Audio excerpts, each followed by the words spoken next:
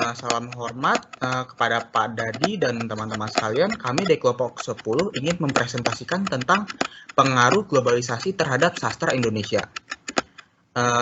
Saya Daniel Geraldo akan memulai presentasi ini, lalu akan juga saya ditemani oleh Nina, Hariska, dan juga Velen. Oke, selamat menyaksikan.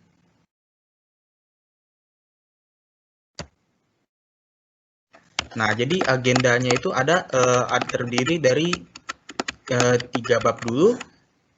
Yang pertama ada bab pendahuluan, lalu kedua ada bab pembahasan, dan yang bab ketiga ada simpulan dan saran.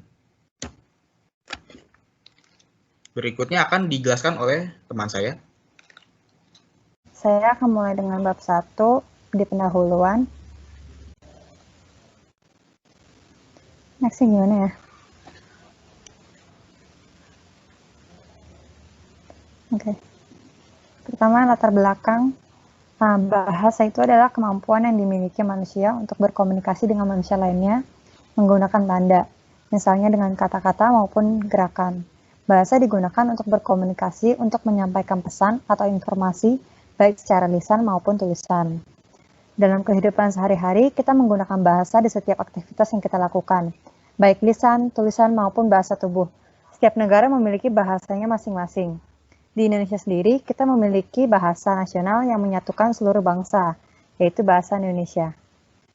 Nah, globalisasi itu membuat perkembangan teknologi semakin pesat, sehingga teknologi menjadi salah satu bagian terpenting dalam kehidupan manusia. Ini itu sangat mempengaruhi bagaimana bahasa Indonesia digunakan oleh masyarakat. Hal ini disebabkan oleh teknologi yang menghubungkan berbagai negara dengan bahasa yang berbeda-beda dapat mempengaruhi bagaimana bahasa Indonesia digunakan. Seperti contohnya, akibat banyaknya bahasa gaul ataupun slang dari luar negeri, sehingga anak-anak zaman sekarang tidak terlalu menggunakan bahasa Indonesia dengan benar. Sekarang ke rumusan masalahnya. Di ini kita yang pertama ada apa yang dimaksud dengan sastra Indonesia. Yang kedua, bagaimana globalisasi di Indonesia dan apa pengaruhnya. Dan yang ketiga, apa sastra yang dipengaruhi oleh globalisasi. Selanjutnya,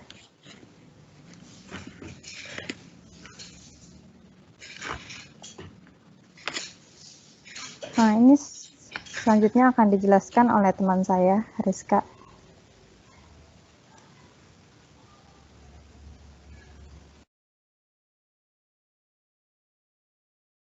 Tes, kedengeran nggak? Kedengeran. Nih, ketujuan penulisan. Oh. Slide-nya oke. Selanjutnya, saya akan menjelaskan slide selanjutnya, yaitu tujuan penulisan. Tujuannya itu yang pertama, pengertian sastra Indonesia. Yang kedua, globalisasi Indonesia dan pengaruhnya. Dan yang ketiga, sastra yang terpengaruh globalisasi. Next. Nah, di sini ada manfaat penulisan, yaitu manfaat untuk masyarakat, menumbuhkan rasa cinta terhadap karya sastra Indonesia. Bagi sastrawan, yaitu untuk membuat sastra yang berpengaruh dan menarik tanpa terkena dampak buruk dari globalisasi. Next. Sekarang kita masuk ke bab 2, yaitu pembahasan. Nah, di sini ada pengertian dari sastra Indonesia, yaitu sastra Indonesia adalah sebuah istilah yang melingkupi berbagai macam karya sastra di Asia Tenggara. Istilah Indonesia sendiri mempunyai arti yang saling melengkapi, terutama dalam cangkupan geografi dan sejarah politik di wilayah tersebut.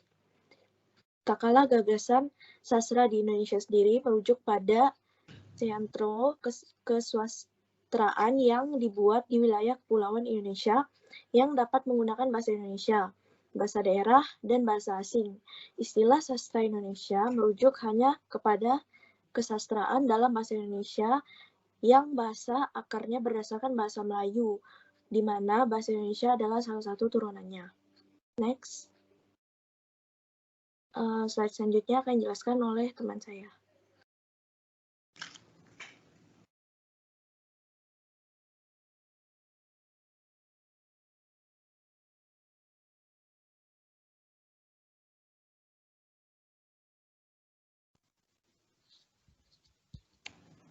Udah muncul belum muka gue? Udah. Oke. Baik, selanjutnya adalah globalisasi di Indonesia. Globalisasi berasal dari kata global atau yaitu artinya universal, secara menyeluruh. Nah, tanda dari globalisasi ini mulai memasuki Asia adalah dari adanya perdagangan oleh kaum muslim di Asia, yang kemudian membentuk suatu jaringan perdagangan ke wilayah Jepang, Vietnam, Cina, Malaka, Indonesia, Persia, sampai Genoa. Namun, para ahli sejarah memiliki pendapat jika globalisasi mulai berkembang pada sekitar abad 20-an, di mana negara termasuk Indonesia mulai membuka lebar jalur perdagangan internasionalnya. Selanjutnya, dampak globalisasi adalah dari teknologi, lalu berdampak kepada sosial dan budaya, politik, hukum, dan juga ekonomi. Selanjutnya,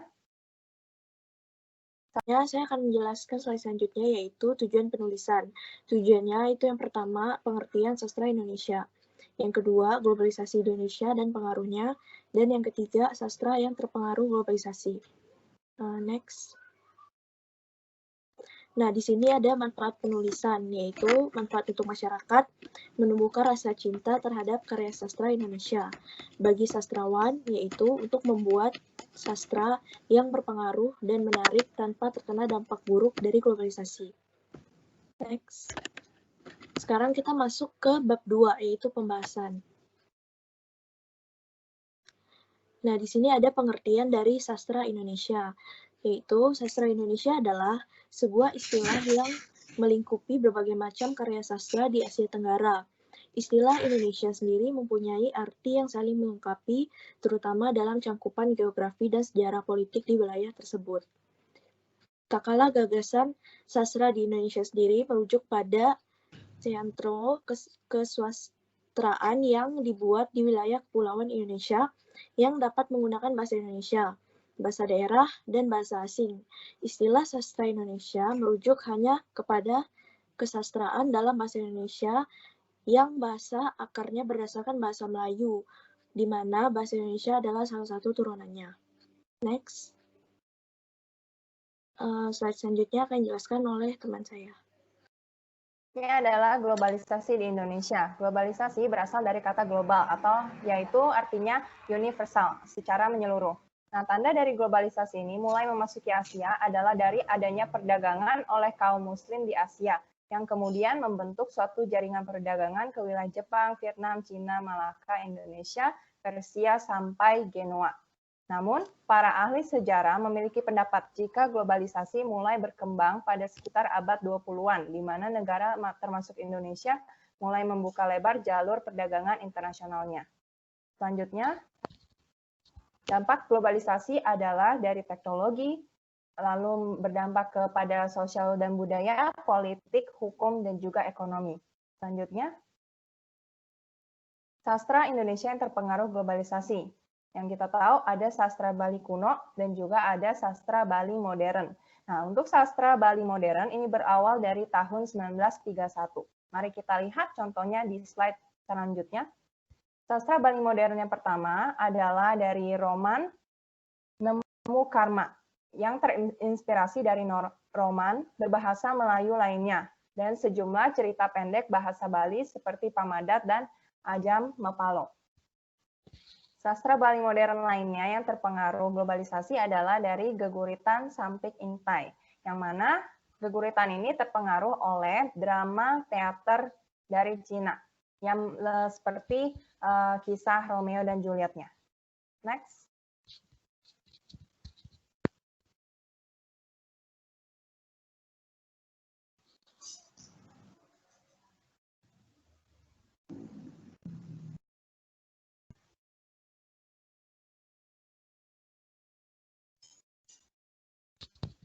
Tunggu Nil, ada gak error.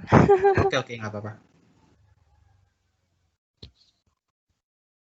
Coba lu next lagi terus balik lagi.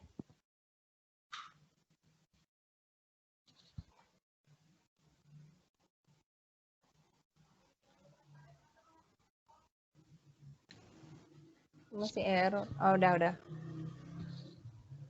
Selain sastra Bali, selanjutnya adalah sastra Indonesia modern lainnya, terutama yang terbit di era zaman sekarang. Yang pertama adalah karya novel Ilanatan, yaitu ada 4 serangkaian karya yang menggambarkan musim-musim di berbagai negara, yaitu Winter in Tokyo, Summer in Seoul. Selain sastra Bali, selanjutnya adalah sastra Indonesia modern lainnya, terutama yang terbit di era zaman sekarang. Yang pertama adalah karya novel Ilanatan, yaitu ada 4 serangkaian karya yang menggambarkan musim-musim di berbagai negara, yaitu Winter in Tokyo, Summer in Seoul, Autumn in Paris, dan Spring in London. Next. Unsur-unsur yang terpengaruh globalisasi adalah, pertama, kita lihat dari nama karakternya, masing-masing novel tersebut menggunakan nama asing. Contohnya seperti ada Sahara Dupont, Tatsuya Fujisawa yang merupakan nama bahasa Jepang. Untuk latar tempat, menggunakan latar tempat luar negeri seperti di Tokyo, Seoul, dan lainnya.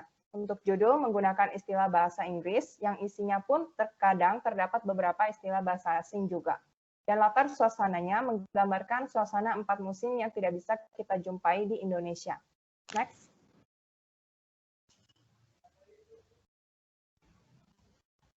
Selain karya Ilanatan, karya yang terkenal lainnya adalah karya novel Andrea Hirata, yang mana mendapatkan nominasi Penghargaan Nasional Sastra KLA. Unsur yang terpengaruh adalah latar tempatnya menggunakan latar negara-negara asing, lalu judulnya menggunakan nama asing yaitu Edensor sebagai nama sebuah desa di Inggris. Dan nama tokoh juga istilah dalam bukunya beberapa menggunakan nama asing. Selain menumbuhkan suatu inovasi bagi pengembangan karya sastra di Indonesia, tentu saja globalisasi menimbulkan dampak negatif, yaitu adanya plagiarisme. Salah satunya adalah roman dari Hamka, yaitu Tenggelamnya Kapal Van der Wijk, di mana ditemukan kemiripan dengan karya pujangga Mesir dalam hal pikiran, gaya bahasa, perasaan, filsafat. Dan perbedaannya adalah hanya di tokoh juga latar tempat. Next.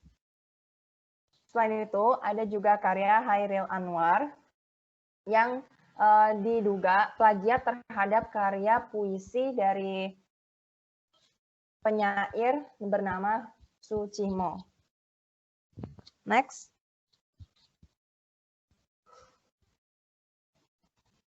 Untuk karya-karya modern yang zaman sekarang ini, pertama ada Ayahku Bukan Pembohong yang diduga merupakan plagiat atas karya novel Big Fish, di mana kemiripan dalam cerita yaitu sama-sama menceritakan seorang anak yang tumbuh besar dari dongeng ayahnya. Untuk slide selanjutnya akan dijelaskan oleh rekan saya, Daniel. Berikutnya, karya plagiarismenya ada karya The Jakarta Secret, karya Ridya Semara, yang itu di mana kemiripannya sama-sama memplagiarisme dari karya Dan Brown, yaitu The Da Vinci Code, yaitu kemiripan sama cerita. Dalam cerita, yaitu sama-sama menceritakan seorang ilmuwan yang memecahkan kode Illuminati. Selain itu juga kemiripan dalam alur cerita, tokoh, dan tema umum. Yang berikutnya juga ada Infinitely Yours, yaitu karya Onizuka yang memplagiarisme dari film Thailand yang berjudul Hello Stranger.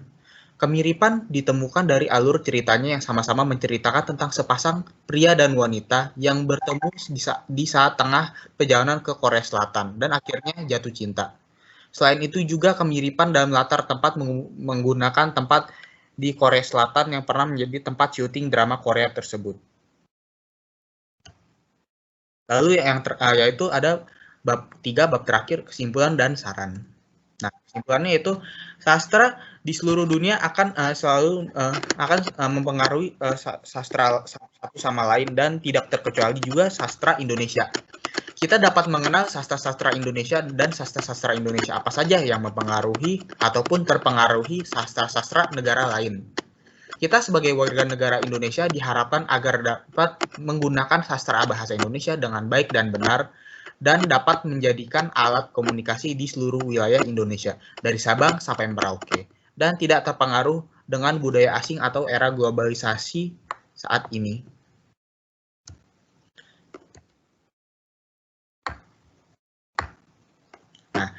Dan yang terakhir, saran. Dalam pembuatan makalah ini kami menyadari bahwa masih banyak kekurangan yang ada di dalam makalah ini. Oleh karena itu kami mohon agar pembaca memberikan kritik dan saran yang bersifat membangun dan tentu akan diterima dengan senang hati oleh penulis. Sekian dari presentasi dari kami kelompok 10. Terima kasih.